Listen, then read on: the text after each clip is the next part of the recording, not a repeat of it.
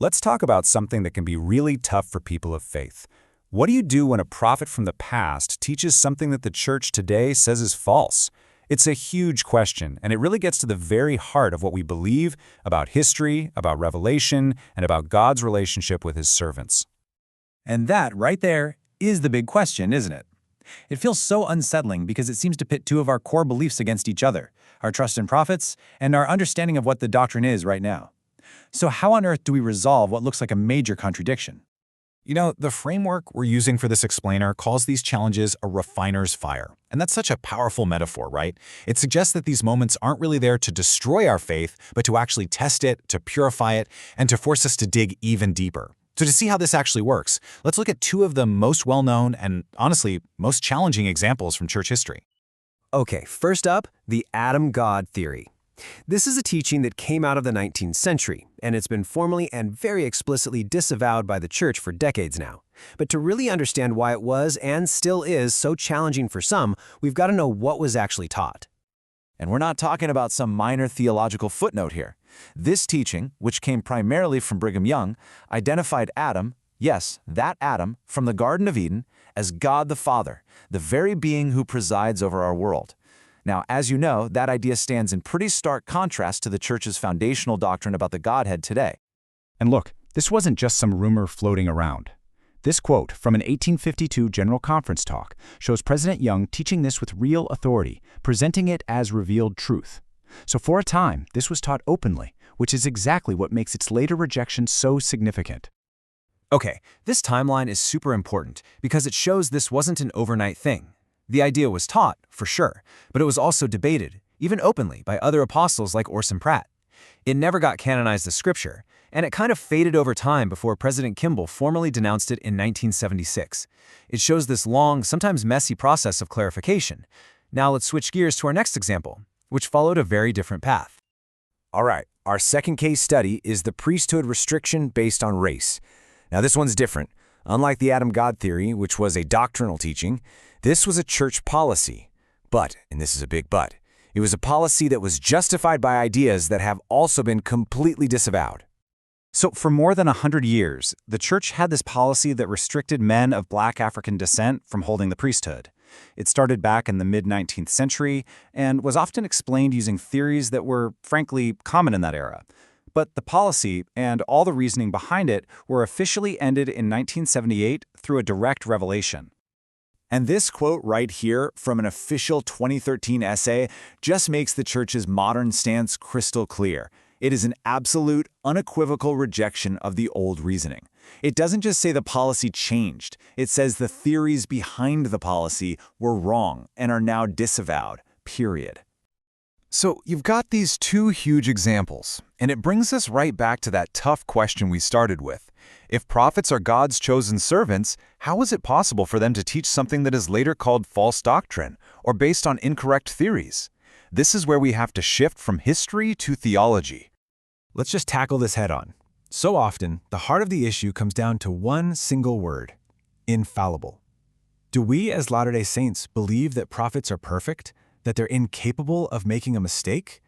The answer to that question is really the key to unlocking everything else. And this right here is probably the most important distinction we're going to make. The church does not teach prophetic infallibility. Nope, what it teaches is a principle of divine oversight. So what does that mean? It means that while prophets are mortal human beings who can make mistakes, God will not allow them to lead the entire church completely off a cliff into apostasy. There is a massive difference between a leader's personal perfection and the church's divine protection.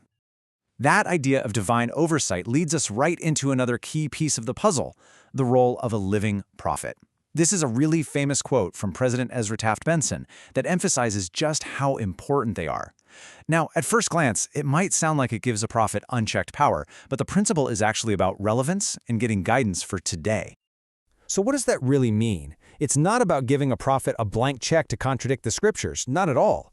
Instead, their role is to interpret those eternal truths and give us God's guidance for the unique challenges that we face in our time. That's the whole principle of continuous, current revelation. And if you've ever wondered where that promise of divine protection comes from, here it is. President Wilford Woodruff said this way back in 1890, and he said it during another period of massive course correction for the church, the end of polygamy. He wasn't claiming to be perfect, he was just expressing his absolute trust that God had the power to keep the church on its correct long-term path. And really, that's the bottom line. The promise is about the institution, the church itself, and its ultimate destination. It's a promise that God will correct the course when needed to prevent it from going completely off the rails. It is absolutely not a guarantee that every single statement or decision a prophet makes is going to be perfect. You know, to really get a handle on this whole concept of divine protection, there's a great analogy that helps make it more concrete. I want you to picture the church as a huge ship, and it's on a long, long journey across a vast ocean. So picture this. The church is the ship. The scriptures, those are like the stars in the sky. They're the fixed, eternal points we use for navigation. The living prophets are at the rudder, steering the ship through the immediate winds and waves of our time. They're making course corrections as they go. But, and this is the most important part, the captain of the entire ship is the Lord, and he ensures that no matter what turbulence we hit or what human errors are made in steering, that ship will ultimately arrive at its divine destination. You know, it's easy to think that this whole imperfect prophet thing is just a modern issue, right? Like it's a problem that's unique to our dispensation. But it's not. The scriptures themselves are just filled with this consistent pattern of God choosing fallible, yet inspired servants. Check out this verse from Deuteronomy. It's kind of mind-blowing in this context.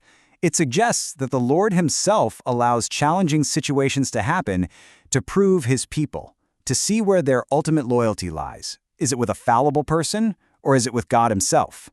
It frames these tough moments as intentional tests of our faith. And it's not just an Old Testament thing. Look at this from the Doctrine and Covenants. The Lord points out that even his disciples back in the New Testament church were imperfect. They argued, they had to be sorely chastised. Their mistakes didn't disqualify them, but it was absolutely part of their story. And this verse really ties it all together. The process of dealing with these challenges, of being corrected, of wrestling with these really difficult questions, that's part of how we are sanctified. It's even compared to the test of Abraham, which was never about easy answers. It was about trusting God through profound, deep confusion. So what's the big takeaway here? When you zoom out and look at the whole picture from the Bible to modern times, you see this consistent theme. God's established pattern has always been to do his work through mortal, fallible, imperfect human beings who are still called and inspired by him. The expectation of perfection, well, that's our expectation, not his. And that leaves us with this final question to really think about. When we run into these challenging moments from our history, what is really being tested? Is it our belief that men are infallible? Or is it our enduring trust in a perfect and all-knowing God who guides his church, who corrects it where needed, and who can make even human weakness serve his divine purposes?